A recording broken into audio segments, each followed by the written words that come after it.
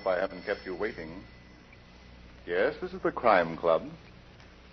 I'm the librarian. Coney Island Nocturne. Yes, we have the story for you.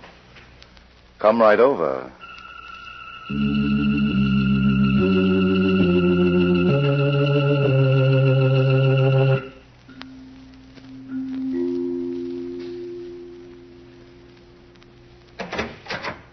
You're here. Good.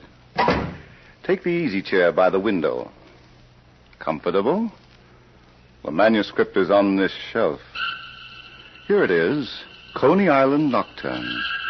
The very absorbing story of fingers that were nailed by death. Let's look at it under the reading lamp. When Mike Donahue brought Helen O'Malley to Coney Island for an evening of fun, he had only the best intentions. Naturally. He was an officer of the law, a detective. And she was his fiancée. But 3 hours later, as they stood in the middle of a crowded, noisy carnival street, they were faced with a crisis of catastrophic proportions. Mike, I'm afraid I'll never understand you. How many times have I told you never to keep your wallet in your hip pocket? Yeah. If you were just another palooka who didn't know any better, then, well, all right. But you're a member of the pickpocket squad. You're supposed to know. Yeah. Haven't you got anything to say? How much money have you got on you? Enough to get us home. Helen, you're not going to tell the boys at the station house. No, dear. I still expect to marry you someday. I want congratulations, not sympathy. Yeah, well... Hey, Mike. Who was that? Look over there, honey, and you'll see a character. Hiya, Mike. I never thought I'd be glad to see you. Benny Gould. You recognize me, don't you? Look me over, pal. I've done a 60-day stretch in a workhouse, and I ain't a bit tired. What are you doing down here, Benny? You thought your territory was Times Square. Got a job. I'm going straight, Mike. You don't say. Yep. Got fed up looking through bars. So now I'm a barker for a show up the street. Hey, who's the tomato? Helen O'Malley, Chipmunk. Do you consider me fruit or vegetable? Huh? Oh, it's a riot, Mike. Is it permanent? Put your hands behind your head, Benny. What? I'm going to frisk you. Now, do you want to put him up, or do I have to coax you? I put him up. You ain't got nothing on me. I'm on a level now, Mike. You're an old-time pickpocket, Benny. See the way you cops make a label stick. Once a crook, always a crook. Mike, he wouldn't have your wallet. Maybe not, Helen, but this dip can pick the whiskers off a sleeping cat and get away with it. Okay, Benny. Thanks. Come on, Helen. Hey, wait a minute. Was she kidding about your wallet? You're blocking traffic. Come on, you don't have to be ashamed to tell me about it. I used to be in the business. You wouldn't be giving it to us now, would you? Look, I know every dip on the island. Give me a chance, maybe I'll get your wallet back for you. Why, Chipmunk? Because I'm a good citizen, that's why. All right, Benny, let's go. Hey, what is this, a pinch? You were going to take me to the wallet, weren't you? I gotta find it first, Mike. Suppose we do that together, huh? I ain't putting the finger on nobody.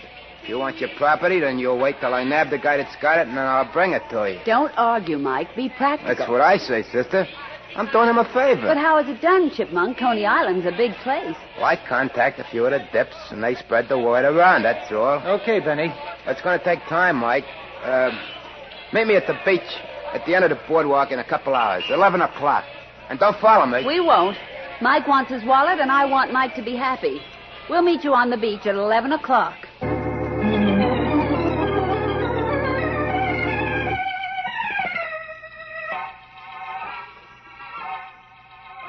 Crime Club debuted over the Mutual Broadcasting System at 8 p.m. on December 2nd, 1946. Each episode adapted one of the stories of the Crime Club magazine. Boardwalk and... Oh, I think we ought to adopt Benny, don't you? It was his suggestion. Oh, we're not exactly... New York stage and radio actor Barry Thomson played the librarian. This episode, Coney Island Nocturne, was broadcast from WOR in New York and heard Thursday, July 10th, 1947 at 10 p.m. Benny, don't you ever blow your horn when you come to a crossing? Blow my... Oh, I get it. Well, I figured it didn't mean nothing. See, there ain't no moon out. Have you got the wallet? Not yet, pal. You said 11 o'clock, and it's almost half past. Okay, but Coney Island's got a lot of dips, and they're spread out all over. You gotta be patient, Mike. How much longer? Listen, I got a couple of dozen guys working right now. Stick around for a little while. You ain't got nothing to lose with that tomato. I'll see you later. Where you going? My boss gets worried when he don't know what I'm doing. So long. Now, Mike, Where were we? What do you mean, Helen? When we were so rudely interrupted with a report about nothing. Let's go home, huh? But, Mike... Well, it's a long trip, honey, and I've got to be at the station house at 8 o'clock in the morning. But your wallet... Then he can send it to me. He knows where.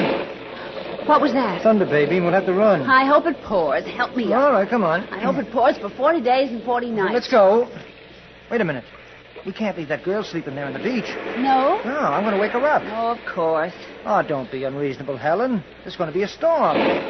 How would you like to get drenched? Why wait for a storm? You can dampen my spirits. Uh-oh. What's the matter? It's raining. Already? I just felt a drop on my nose. Let's get out of here, Mike. Wait a minute, dear. Oh, excuse me, lady. I think you'd better... Miss. Why don't you just yell in her ear? I don't think it would do any good, Helen. Well, try it and find out. I just felt another drop. You just can't wake up the dead by making a lot of noise. Huh? Mike, she isn't... She is, Helen. From head to foot.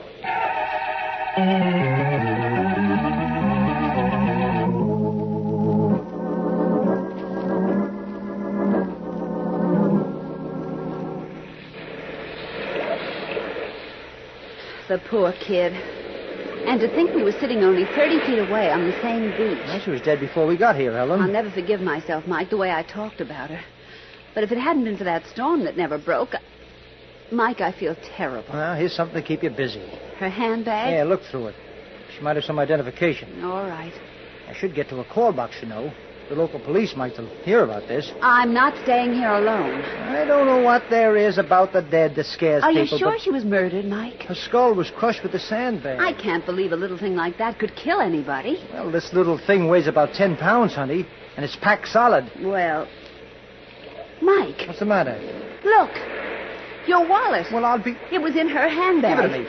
Of all things, that girl, a pickpocket. 20, 25, 30... It sort of 35, shatters your faith in people, doesn't it? 40, So young and so pretty. 44... It's all here, Helen. What's all here? My money. Oh, that's good. Well, aren't you glad? I'm too busy wondering about human nature. Postpone it until we get a line on the girl.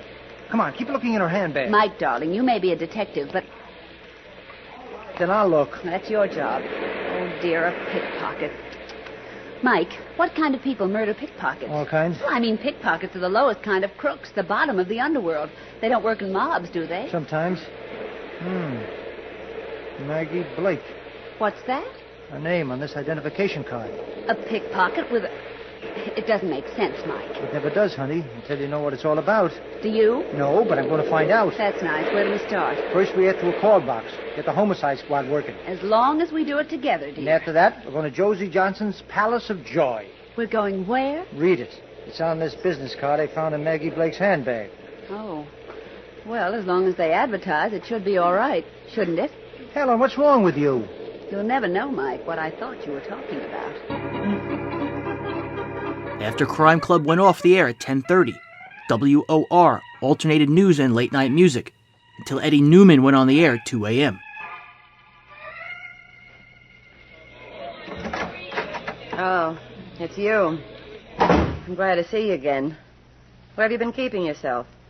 I went out for a walk, Josie. You're a liar. Hey, now look. I said you're a liar.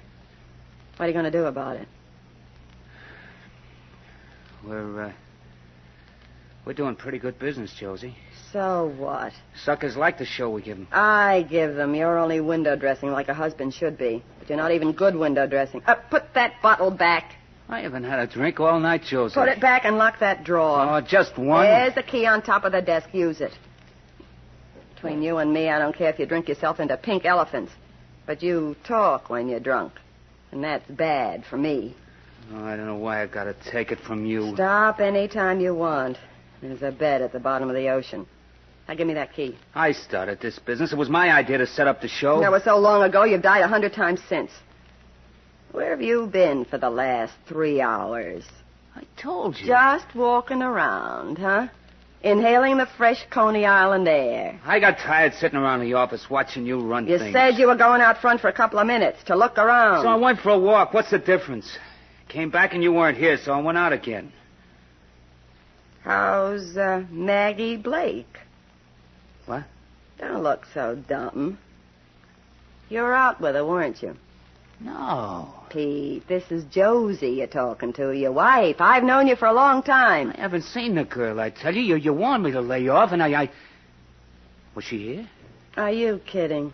Well, didn't she even bring in the take? Are you calling me a cheat? No, wait, Josie, wait a minute. You know I don't think you're a doubler, but Maggie always comes in a few times like the others, and she's pretty regular. She was too busy tonight. Not with me. Shut up, Pete. You're through making a monkey out of me. Josie, you're all wrong. Everybody on the island's talking about you and Maggie. I'm telling you for the last time, I don't like it. I don't like people feeling sorry for me. Well, why don't you give her the air? Because she knows too much. Palace of Joy. Josie Johnson talking. This is Benny. I got a message for Pete. What is it? Tell him I can't find Maggie Blake. That's all. That's enough, Benny. Nice going, Pete. Huh? When did you decide to use Benny as a stooge? What do you mean, Josie? What do you take me for, a 2-year-old? You think I start believing because Benny calls up and says you've had him looking for Maggie? Is that what he just told you? You cheap chiseled sneak. Now get out of here. Go out front and help take tickets. I'm sorry you did that, Josie. Go on. I get sick looking at you. You've been having things your own way too long, baby. Look out you don't drop dead one of these days. You're very funny, Pete. Yeah. I'm a real comedian, but don't laugh too hard. You're liable to fall out of this world.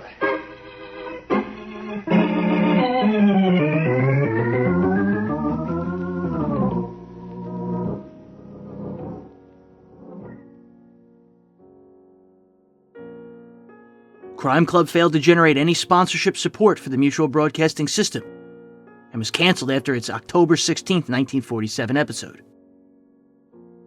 Barry Thomson would pass away unexpectedly of a heart attack on August 19, 1960. He was 52.